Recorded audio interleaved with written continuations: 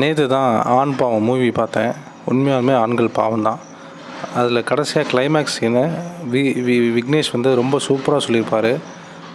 Climax சீனை பார்க்கும்போது கண்ணிலேருந்து தண்ணீர் வந்துடுச்சு. இந்த படத்தை வந்து 2 பேரும் சேர்ந்து போய் பாருங்கள். அப்படி இல்லைனா ஹாட்ஸ்டாரில் வீட்டில் பார்க்கும்போது 2 பேரும் சேர்ந்து பாருங்கள். அப்போ தான் வந்து ஒரு இதுவாக இருக்கும்.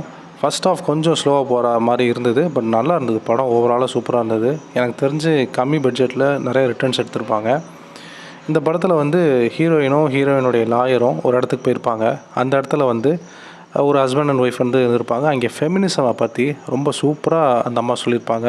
ஹீரோயினுடைய லாயருக்கும் கொட்டு வச்ச மாதிரி இருக்கும். அதே மாதிரி கடைசியாக வந்து விக்னேஷ் பேசும்போது கிளைமேக்ஸ் சீனில் எல்லாருக்குமே கொட்டு வச்ச மாதிரி இருக்கும். ஒரு காலத்தில் வந்து டிவோர்ஸ் அப்படிங்கிற ஒரு விஷயம் ரொம்ப அரிதாக இருந்துச்சு. ஆனால் இன்றைக்கி வந்து டிவோர்ஸ் அப்படிங்கிறது ரொம்ப ஈஸியாகிடுச்சு. வெஸ்டர்ன் கல்ச்சரை பற்றியே நம்ம வந்து ஃபாலோ பண்ணி நிறைய விஷயங்கள் நம்ம இழந்துக்கிட்டு இருக்கோம் அப்படிங்கிற ஒரு மெசேஜை வந்து படத்தில் சூப்பராக சொல்லியிருப்பார். உண்மைதான், நம்ம அப்பா அம்மா ஜென்ரேஷனில் வந்து டிவோர்ஸ் அப்படிங்கிற ஒரு விஷயம் வந்து ரொம்ப ரேரு தான். ஆனால் இன்றைக்குள்ள காலகட்டத்தில் டிவோர்ஸ் அப்படிங்கிறது ரொம்ப ஈஸியாகிடுச்சு. ஏன்னா அட்ஜஸ்ட் பண்ணி வாழ்கிறது கிடையாது. ஈக்குவாலிட்டி அப்படிங்கிறது 50-50 கிடையாது, 30-70. ஒரு விஷயத்தில் நான் 30 நீ 70 எடுத்துக்கோ, இன்னொரு விஷயத்தில் நீ 30 நான் 70 எடுத்துக்கிறேன் அப்படிங்கிற ஒரு விஷயம் தான் ஈக்குவாலிட்டி. ரொம்ப சூப்பராக சொல்லியிருந்தார். கண்டிப்பாக படத்தை போய் பாருங்கள், உங்களுக்கு பிடிக்கும்.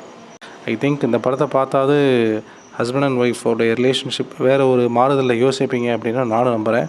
இந்த படத்தை பார்த்ததுக்கப்புறம் தான் கல்யாணம் பண்ணுறதுக்கே பயமாக இருக்குது.